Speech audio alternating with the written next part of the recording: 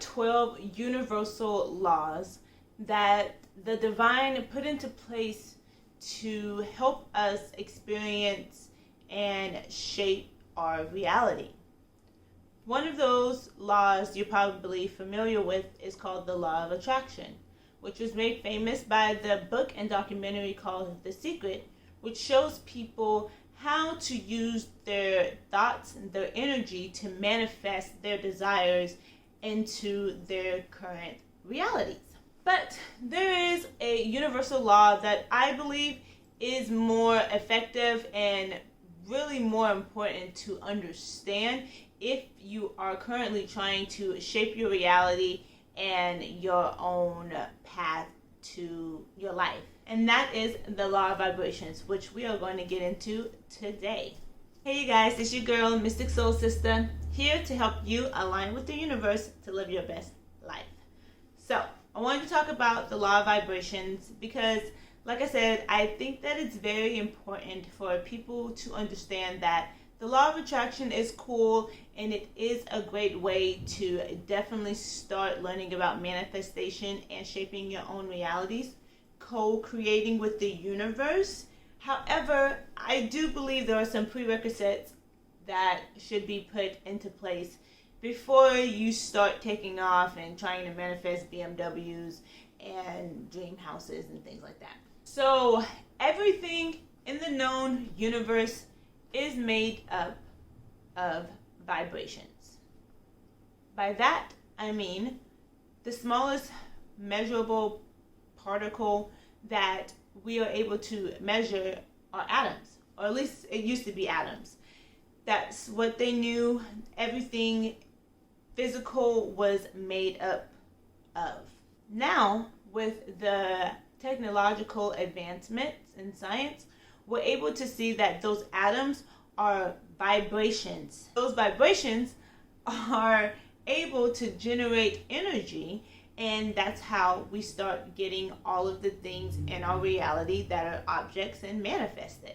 However, outside of just physical items like chairs and houses and cars, your thoughts also generate vibrations and energy themselves. Even though something isn't physically right in front of you, or that you can't see, touch, see it, feel it, taste it, hear it, it still could be in the energetic field around us, picking up on those vibrations of the things that we can't see with our physical eyes. Vibrations are responsible for everything. Depending on what the item is, how fast it vibrates, and in what direction that it vibrates, it would determine what type of object gets manifested. So for an example, you can have electric magnetic waves, and you have some that operate on higher frequencies like gamma rays, or you can have some that operate on lower frequencies, which are going to be like microwaves, or they can operate on lower waves like radio waves. Sometimes we call like the wavelengths, we call them frequencies. So when you're tuning into a dial on a radio station, it's picking up on the different frequencies or vibrations that those electric magnetic signals are giving off. The radio then picks up on those signals and translates it into music. This is very similar to how things like sound works anyways. In our ears, we have those tiny little bones. Our ears pick up the vibrations of our voices and translates them into words and sounds that we are familiar with. So, like I said, we are already designed to pick up these vibrations in the universe. There is nothing special that your body has to do. The fact that you can see light, the fact that you can taste, the fact that you can hear and smell lets us know that you as a receiver are able to pick up on the vibrations that the universe gives to us.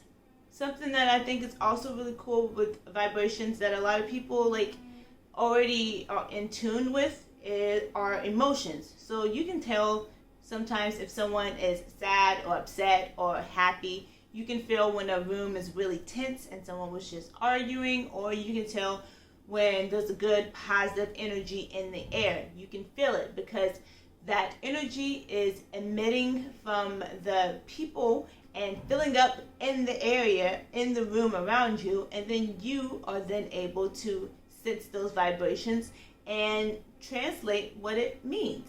Like I said, I mean, pretty much we are like the radio, and everything in the universe gives off radio waves, radio signals that we are then able to tune to and pick up on according to what our goal or our motivation is. You consider yourself someone who can detect bullshit really good, or someone who knows when other people are lying. You already are a pretty fine-tuned machine at picking up vibrations, because you are able to pretty much read in between the lines, and you can sense when something is off when the energy is off, like in the environment, which is really awesome. Empaths are really good at doing that as well. I'm an empath. I've always been very good at detecting bullshit. I know when people are lying to me, and it's a good thing and a bad thing.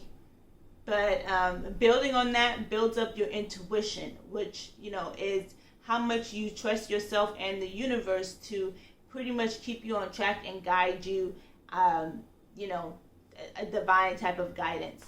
Your intuition is your ability to be able to detect bullshit, to detect lies, in order to keep yourself, informed and safe. So building on your intuition is very good to do. And one of the easiest ways to start doing that is just trusting yourself and trusting your gut.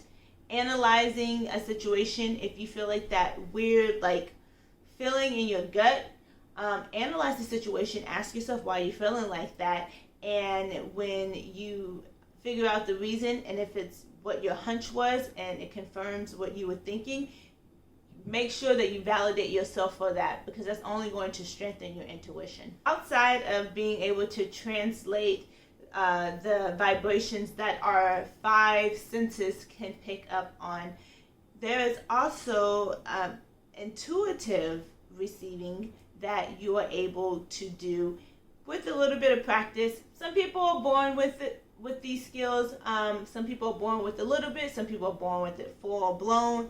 Some people have to work at it. And there's nothing wrong with any of those. It doesn't make it easier or better or make you better than anybody. It just is kind of like being naturally talented at playing basketball or singing. You can learn those skills and become very great. So what I'm talking about, people call them the 4 clairs, but pretty much they are just different methods of receiving intuitive messages. So the first one is probably the most common, which is clairvoyant, which means clear of sight, being able to see the vibrations in the universe instead of another method.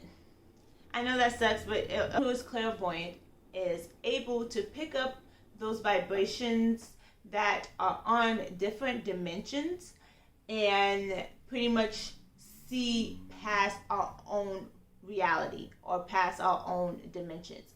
So I'm not going to get too much in dimensions right now, but pretty much we have our physical realm right now that we live on Earth, where we can see, touch, hear things. And then there are different dimensions in the universe where there are different realities that we cannot see. One of those dimensions is the spiritual dimension, or the spiritual realm, or whatever you may want to call it. It is here on this planet with us. It's just on a level that we can't see. I can explain all this more better in a video sometimes in the future, but right now that's as good as it's going to get. Pretty much people who are clairvoyant are able to see on those different dimensions the vibrations that are able to interact with our own. So this is what people see a lot of ghosts people see ghosts in their house or spirits, people see their spirit guides or past loved ones, they most likely have the intuitive ability of clairvoyance. And, you know, for me, it's kind of scary to think about sometimes, just things popping up at you. But when you work in love and light, and when you work only on the highest vibrations of things, you don't have to really fear about anything negative or dark coming to interact with you. Good versus bad and all that stuff, there's a lot more to it than just how we say it. Really, there's high vibrations and low vibrations. The things that we assign good versus bad may not necessarily be good or bad. So it's just very important, if you are going to be interested in developing these sort of intuitive skills, that you want to keep things like that in mind, because a lot of people are like, well, what if I see a demon, or what if I see a ghost? And it's like, are you fucking with ghosts? Like, are you just letting them in your house? Are you bringing that kind of energy? Because the law of attraction says you attract what you think about. You attract what you have around you, what you surround yourself with. The energy that you have in your home, that energy will find its way to you from outside the home as well. So, very important tip, if you're thinking about developing those skills, don't fear worrying about seeing things at 3 o'clock in the morning staring you down in the face. If that's happening, it's probably something that you need to look into, like seriously. The next type of clair is claircognizant. So what that is clear of knowing or clearly knowing.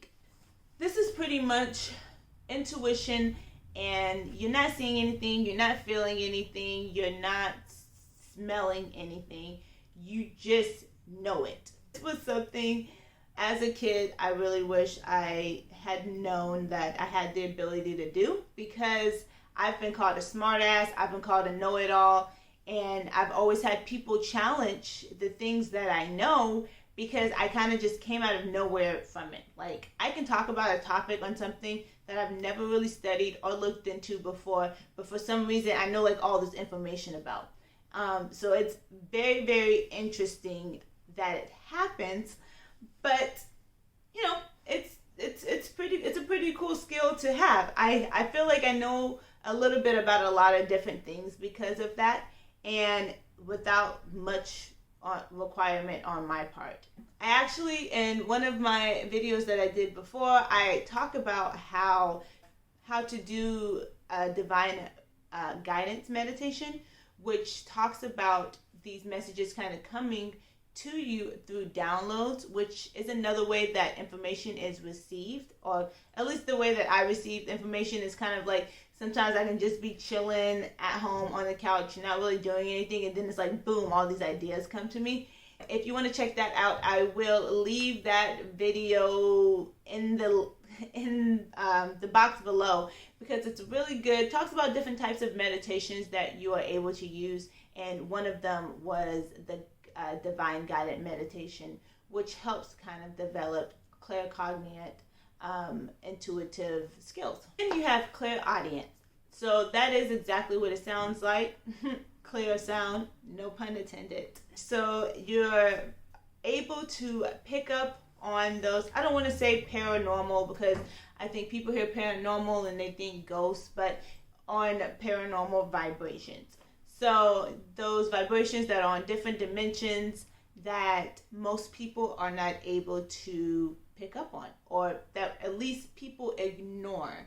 A lot of times people can pick up on these psychic messages, but because of the loudness of reality and society and our busy lives and how tired and doped out and caffeinated we aren't able to perform at our full capacity. We are not able to pick up on those vibrations because our machines, our vessels, our bodies are essentially damaged or broken.